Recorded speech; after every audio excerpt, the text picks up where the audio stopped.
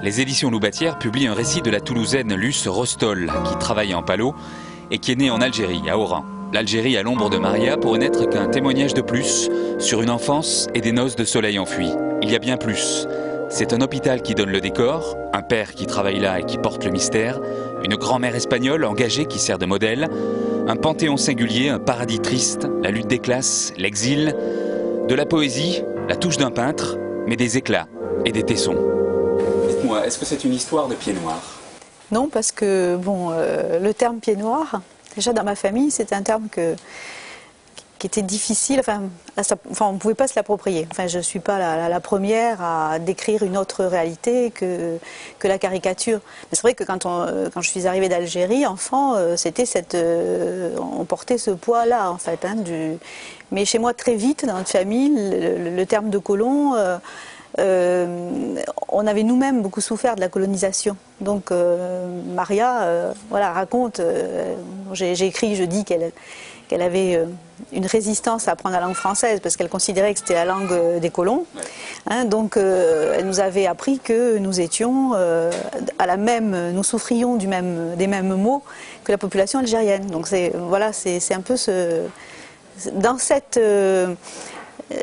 cette idéologie-là, dans cette façon de vivre-là que j'ai été élevée. Donc c'est cet héritage-là en fait que je porte. Voilà. Alors c'est une histoire de femme. C'est une histoire de femme, mais il y a eu quand même entre deux, il y a eu mon père, donc c'est aussi une histoire de transmission. Mais la place de Maria, donc c'est vrai que j'emploie le terme d'ombre. Bon, peut-être que vous posiez la question tout à l'heure, mais c'était un personnage qui était une légende en fait. Qui parlait espagnol et arabe. Elle parlait espagnol et arabe, valencien, castillan et arabe. Voilà. C'était une femme. C'était une femme. Une femme. Elle était espagnole. Elle était espagnole, oui. Et se trompant pas d'ennemi, en fait. Voilà. Et ce qui est important pour elle, dans cette histoire, c'est que la fraternité, elle a créé vraiment par le fait qu'elle est allaitée, donc des enfants de toutes origines. En fait, elle a ancré ma famille dans une histoire vraiment très fraternelle, donc fraternité de lait, puisqu'à l'époque c'était important, avec la population algérienne. Je crois que j'ai écrit ce livre pour les gens qui ne s'expriment pas, parce que je crois que les minoritaires ne tournent la page et ne racontent pas leurs histoires, donc leur histoire. Et je crois que c'est un livre qui tourne autour du silence des parents.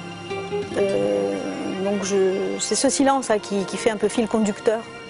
Et là, je me suis, un petit peu acquittée d'une forme de dette, en fait, voilà, je crois, en écrivant. Dette à l'égard de mes parents, des gens que j'ai connus, de Bagdad, de Djilali, de la petite bonne de la brasserie, donc de tous ces gens-là.